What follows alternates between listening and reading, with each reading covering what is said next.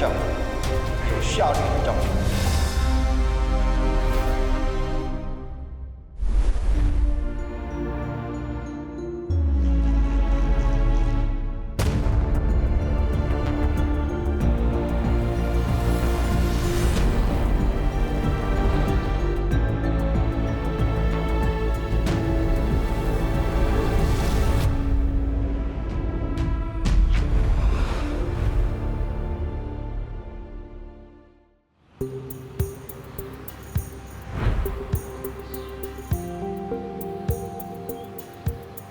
新加坡严正看待公正廉洁。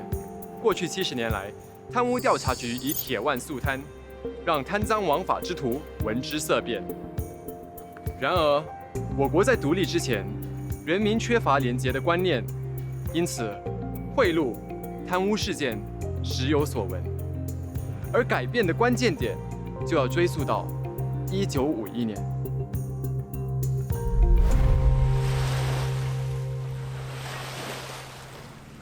这一夜，榜鹅海滩并不宁静。一艘渔船靠岸后，搬上岸的不是渔获，而是重达1800磅、价值40万元的鸦片。住手！住手！走开！走开！快走！走开！走开！让人不解的是，负责查案的3名警员竟然劫走了这批鸦片。喂，你们看！隶属于刑事侦查局的反贪污小组受命调查。哇！对管制贪污法有研究的陈庆文副教授说，这起案件在新加坡的反贪历史中扮演关键角色。It created a serious question of a crisis of confidence in the criminal investigation department, right, which had handled the matter. Because the proceedings during the trial demonstrated that the police were involved in the crime itself. That they didn't go about doing their duties and instead, sought to take advantage to let the original robbers take the rap for the crime. 警务人员和鸦片走私犯勾结，黑白通吃。但最后只有1名高级警官被革职，和另1名警员被迫退休。反贪污小组也面对局限。The ACB also suffered from an issue of lack of manpower and resources, right? Because they were part of the CID resources in terms of manpower and funds, were channeled towards, the main activity, criminal investigation, rather than fighting corruption. 反贪污小组成效不彰，于是贪污调查局在1952年9月成立。成立初期，当局从警队借调人员，导致官官相护，贪污问题不见改善。Imagine you are police officers and you are investigating a fellow police officer for bribery. It might put him in a very difficult position because it may not be a permanent posting in CPIB. In the long run, he may post back to the police force and back to the department that he was investigating in the past. And I think it makes a lot of sense. Basically, the agency have their own officers so that they can investigate cases independently. 你不能在这里卖东西，求求你！在1950年代，民间不认真看待贪污行为，小市民塞咖啡钱给执法人员，成为生活中的潜规则。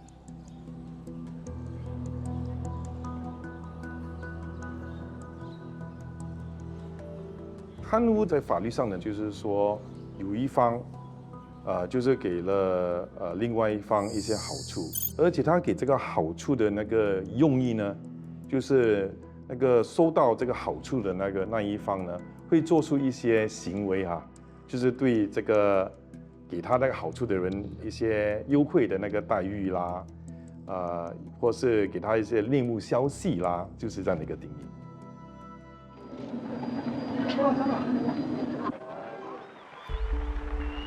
1959年的一场分水岭大选，让人民看到改革的希望。人民行动党上台后，李光耀下定决心要扫除贪官污吏。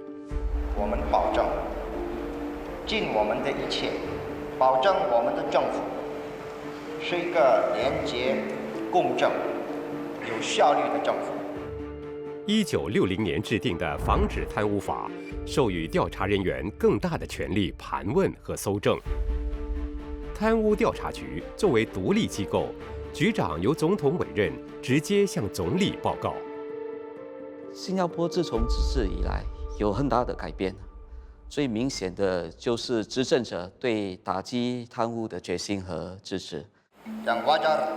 在这方面，政府赋予反贪污局更大的独立和自主性，也赋予反贪污局更大的调查权利。贪污调查局是新加坡唯一调查贪污案件的机构。换句话说，反贪污局可以自主立案，调查各个贪污案件，无论案件的大小，或者是嫌疑身份，无论他的地位高或低，反贪污局都能立案调查。赌脱离不了早期人民的生活。我国刚独立时，法纪没有那么严厉，非法赌博趁势而起。俗称12支、十里基的非法彩票，在1960年代更是风靡大街小巷。但是幕后头目的行踪难以捉摸。1968年，贪污调查局和警方联手合作，把12支集团逐个击破，可说是打了漂亮的一战。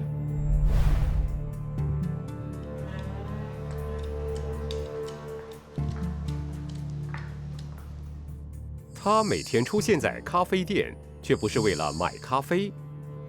只要这样的一张小纸条，只等于下了赌注。这就是让小市民为之疯狂的非法彩票12支。在60年代的新加坡，一般人生活会比较困难，所以很多市民，尤其是家庭主妇或者是老人，他们总是希望碰一碰运气，那买这个12支，以便能够为他们的孩子买一些衣服或补贴家用。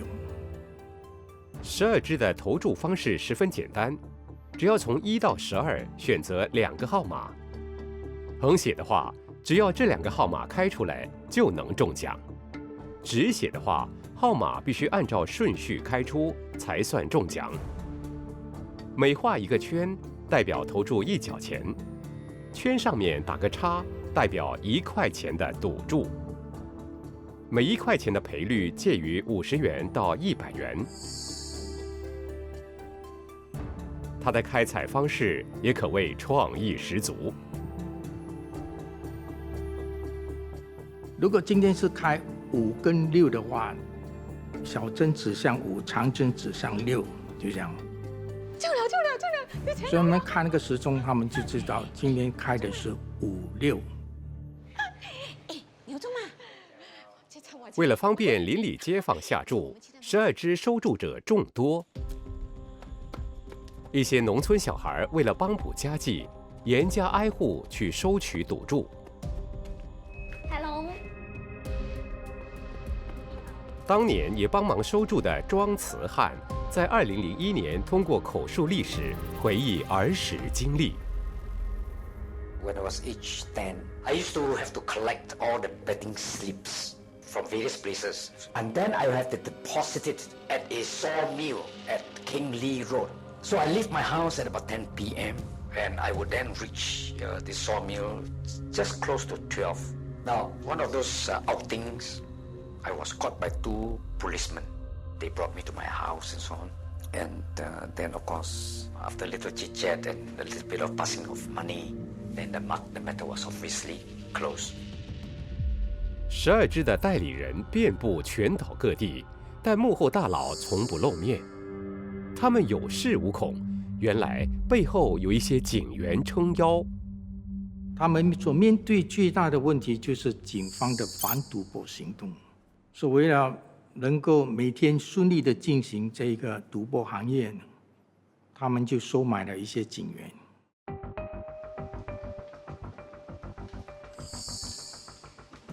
明天下午有取缔行动。确定。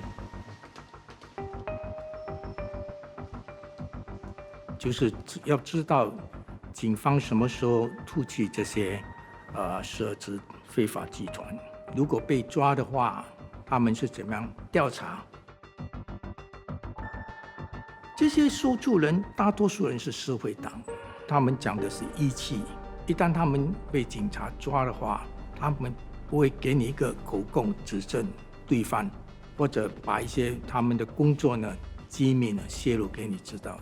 所以在我们警方调查他们的时候，这一方面是非常困难的。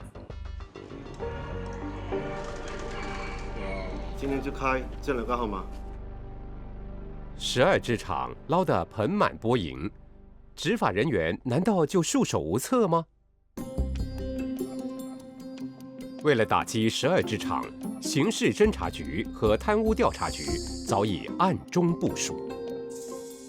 贪污调查局就是暗中追查涉案警员和12支工作人员的那些关系，而 CID 的线人提供一些很重要的线索，比方说12支管理员是哪一些人，他们的工作流程。当天行动呢，我们把那个所要逮捕的犯人的名字、地址放在信封里面，那么就交给那些协助调查的警员。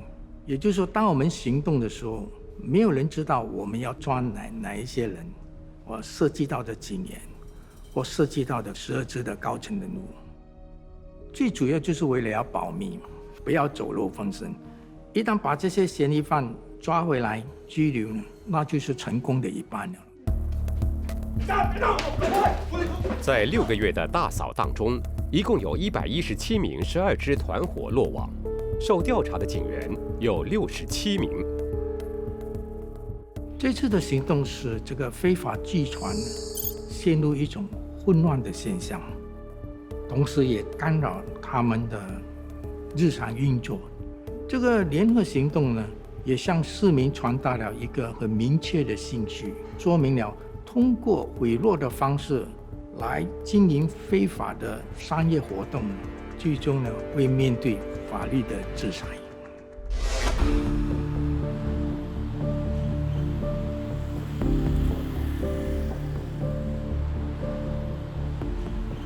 2018年，外号阿龙山的蔡中忠，在这里附近心脏病爆发猝死。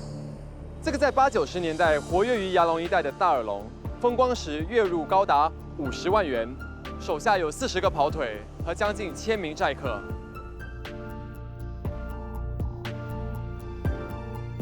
虽然从事非法放贷，但阿龙山却能逃过警方的突击10多年。他为什么这样神通广大？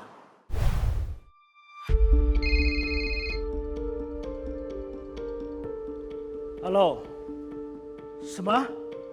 阿良被抓了？好，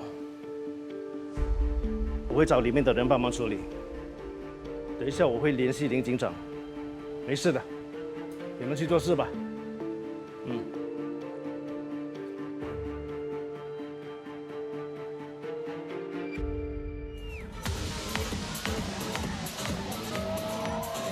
这样的氛围让人卸下心防。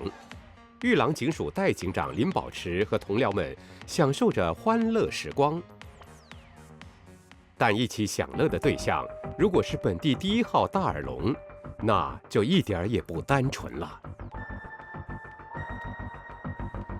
保持，好久不见，阿龙山，坐，坐，来给你介绍。 我这位同事专门负责玉朗的阿龙案件，以后多多关照，一定。来，喝酒，来，谢谢，来喝酒，来 ，cheers， 来。上次阿龙的事，还好有你帮忙，叫林警长。谢谢林警长，不必客气，举手之劳。来，喝。阿龙山主要是通过利诱的手段。 来讨好这些警员，比如送金钱，带他们到高级的夜总会、酒廊去消遣。这些警员因为长时期的受到他的好处，所以当他需要他们帮忙的时候，他们当然是很难拒绝。比如他的手下或者他的跑腿被警方逮捕时，他会向他们询问有关案件的进展，或者是说这些嫌疑犯的近况，他们就会滥用职权，就提供给他所需要的信息。来，今晚还有今晚玩，今晚全部算我的。好，谢谢。上的山多终遇虎，贪污调查局在掌握了情报后，揭发了阿龙山的贿赂行径。蔡中中，你和玉郎警署的代警长林保持是什么关系？你是不是常在你的夜总会招待林保持和他的同事？有客人来，我没理由不招呼他们。你每次都帮他们买单，对吗？你有证据吗？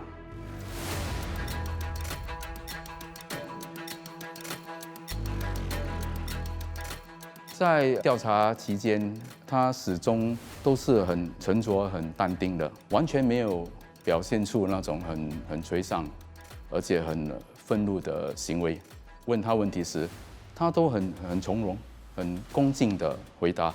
可是，在这个淡定跟沉着的背后，他是一个很执着的嫌疑犯。对他不利的指控，他都会有他的解释。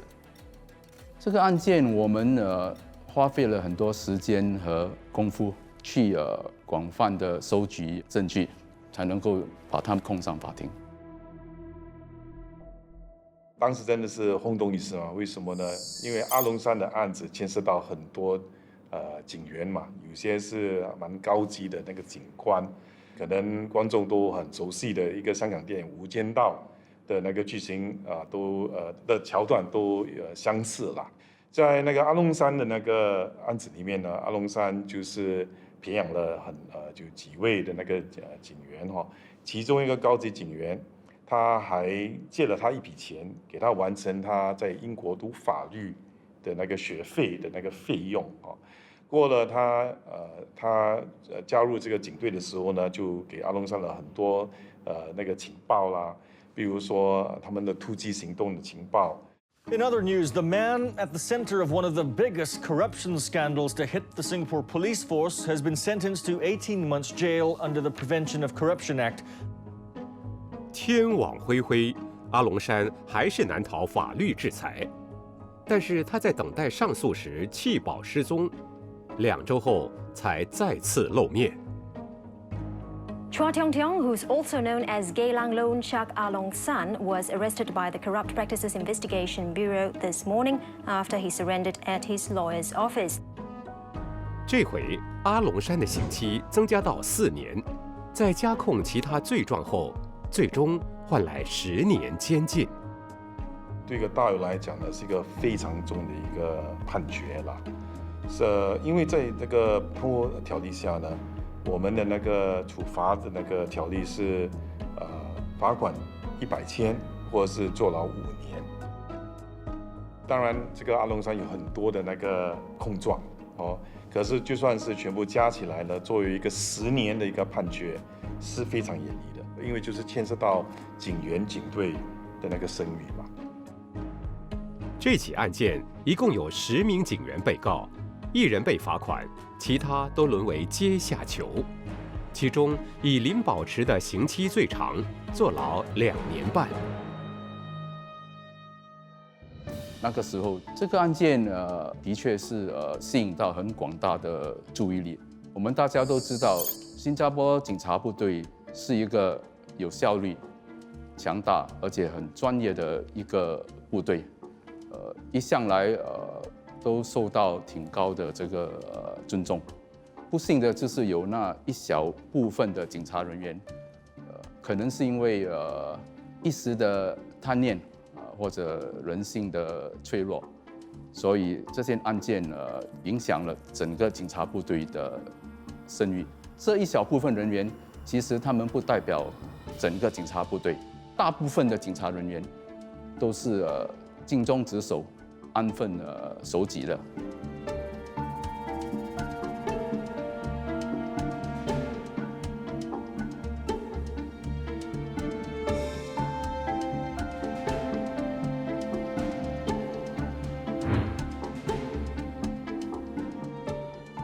政府痛下决心铲除民间由赌博和非法放贷引起的贪污问题，才有了今天的清誉。这组号码是0731。下一集我们看一些小市民如何取巧犯案，企图左右万字票开采结果。